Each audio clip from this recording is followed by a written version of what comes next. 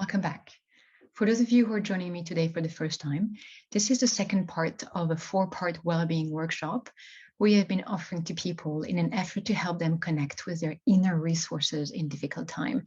It's meant to give you some very simple everyday practices you can remind yourself of to support yourself. My name is Sandra Sieb. I am the co-founder of Leadership Partners, an executive coaching firm in Australia. So today, I would like to talk to you about physical well-being. First of all, what do I mean by physical well-being? Well, it's very simple. It's how do you support yourself to be as physically healthy as you can? Because being healthy is at the foundation of, first of all, our fitness, our health, but also our emotional well-being. So it's really the bottom of the pyramid that we really need to pay attention to. And there are 3 things that are really important to pay attention to when it comes to be physically healthy. Good night's sleep, good eating habits, and good activity habits. So let's look at them one by one. Let's look at sleep first. Most of us, most adults, need 7 to 8 hours sleep per night. I used to think that I could thrive with less. I was quite happy to sleep less than that, 5 to 6 hours. But I then came across a book called Why We Sleep, who gives a lot of really important information of why sleeping is important. Did you know, for instance, that micro sleep behind when you're driving kill more people than alcohol when you're driving? That definitely got my attention. So anyway, back to the importance of sleep.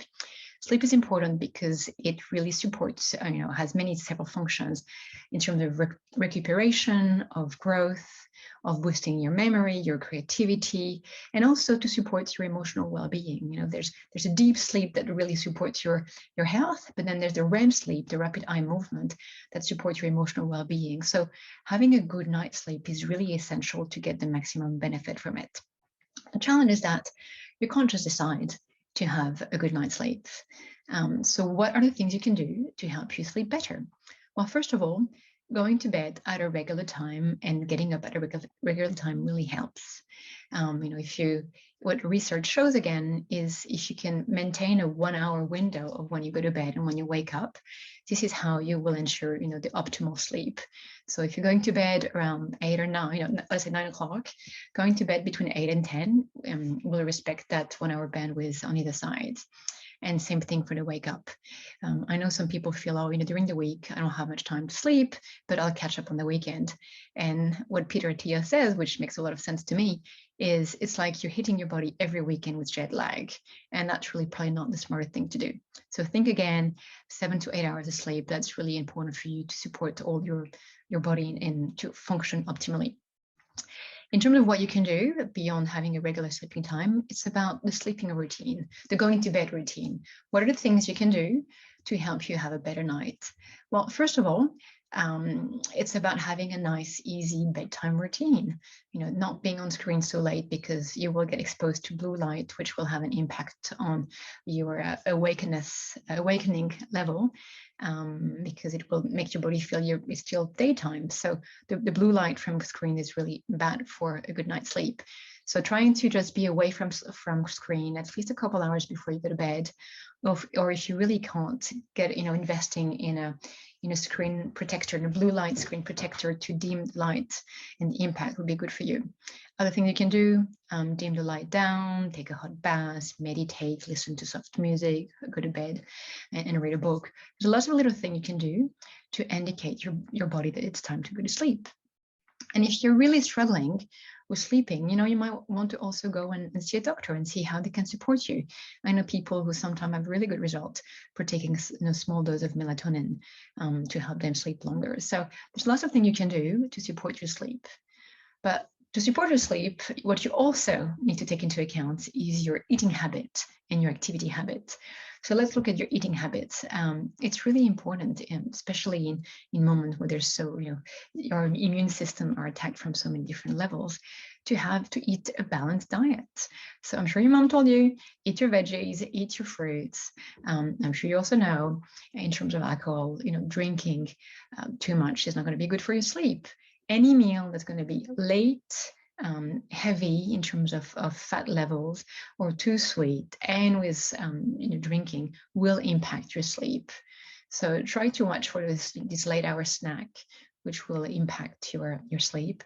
And when it comes to alcohol, it's been very easy for many of us in this difficult time to just let our habits change. And in the evening, after a long day, just grab that glass of wine or whatever your poison of choice is. And it is how progressively but surely we slip into different habits.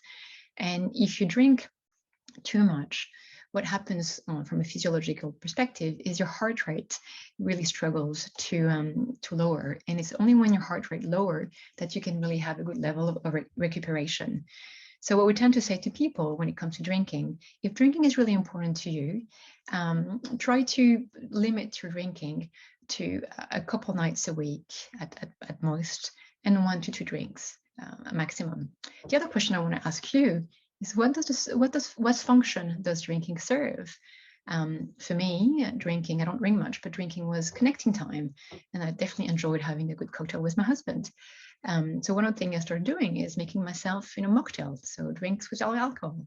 And this way we can still connect, and it doesn't have to involve alcohol.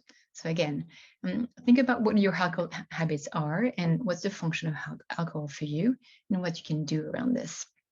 The last bit around eating healthily is around your water intake.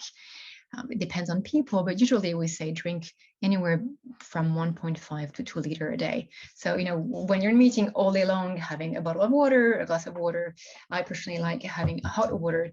It's really good to detox your system, and just sip on this all day long progressively, because it really will help detox your body and help your body stay hydrated. And I'm afraid to say that coffee and tea do not count. So of course, try to limit your caffeine intake, especially if you struggle sleeping, but it definitely does not count as water intake. So again, to have a healthy eating habit, eat your fruit and your veggie, all your vitamins, make sure to stay away from saturated fats and refined sugar, limit your alcohol consumption, and drink plenty of water. So next time you want to reach for that pack of chips or that pack of biscuits, maybe pause and think, what else could I have instead? A piece of fruit, a handful of nuts. There are many other healthy snacks you can do to still, feed that maybe food craving you might have. That will be much more healthy option for your body. That's around eating habits. The last point is around activity. So by having a fairly active lifestyle, you will again make sure that you have a better night's sleep. There are many things you can do. I'm not talking about being an athlete, but what recommendation usually is to have 3 times a week about a 30-minute cardio activity, so that again your heart rate can get a bit higher, because this way also you will benefit from the endorphin level, which are what we call the happy hormone, and which will help you make yourself feel better. I'm sure some of you have heard of the runner's high. So there's lots of activity lots of benefit from being physically active, and many things you can do. Of course, check with your doctor if you have any limitation, and it's not, if you're not an athlete, there's many things you can do. You can just go for a walk, and even just walking around the block might be already something good for you to do. It's been amazing to hear people not having stepped out of the house for 5 to 6 weeks. So I'm like, just get out if you can. And even if you really can't because you've got a physical condition or you broke your leg or something, and I'm hoping you can open the window and get some fresh air. That's really essential. And be creative. For me, I think I told you in my first video, I broke my arm during the lockdown. So I couldn't run, I couldn't swim. A lot of things I like doing, I couldn't do. So, my daughter, who could see that I was not, doing very well, she said, Mom, why don't we start walking? And every morning we've been walking for the past 6 weeks, and before she goes to school. And it's been a lovely time, both to get physically active and to connect with her. I'm lucky to live by the ocean, and even though I couldn't swim, I wrapped my arm in a plastic bag and I make sure that I went in the ocean walking, a few times, not many times, but a few times. So there's lots of things that you can do to be creative. And if you really can't be bothered, just enroll a friend, try to try to go for a walk with a friend. And if you don't have any friend living in your 5K or whatever limitation you are under at the moment with the restrictions, call a friend. Maybe you can arrange a walking and talking at the same time. Enroll in a class. There's lots of free online classes you can join. Lots of yoga, stretching, Pilates. Many people are putting things online at the moment. So try to find something that's going to help you connect with others if this is what you need to get motivated. So I think this is a great opportunity for you to be creative. Another thing I'm just thinking of in terms of a quick baseline, many of us have phones or watches that measure our activity level. A good baseline is this 10,000 steps a day. And even if you can't go out, you can still live in a room. Trust me, I gave that challenge to a friend who was in quarantine, and she managed to do her 10,000 steps in a very, very small hotel bedroom. So it can be done. I think she actually did even 5K. Anyway, those are just a few tips around how to keep active. Be creative. If you want to put something in the comments, some of your suggestions, please do. This is all about sharing and supporting one another. So that's it when it comes to physical well-being. Sleep well, eat well, and get active. What I would like you to ask yourself is to evaluate where you are today. When you think of physical well-being overall, but more specifically around sleep, around your eating habit, and around your activity level, if you had to rate yourself out of 10, and 10 is the best you can do and you really don't feel you need any improvement there, what grade would you give yourself? And anything below a 7 or an 8, I would like to ask you, what's the one thing based on some of the things I've mentioned you could do to nudge yourself a little bit higher? It really takes consciousness of where you are today and then an intention to change. So again, how would you rate yourself out of 10 on all of these dimensions? And what's the one thing you can do to nudge yourself a little bit higher? So that's it for physical well-being. Next time, we will look at emotional well-being before talking about spiritual well-being. Thank you for listening, and I'll see you soon. Au revoir.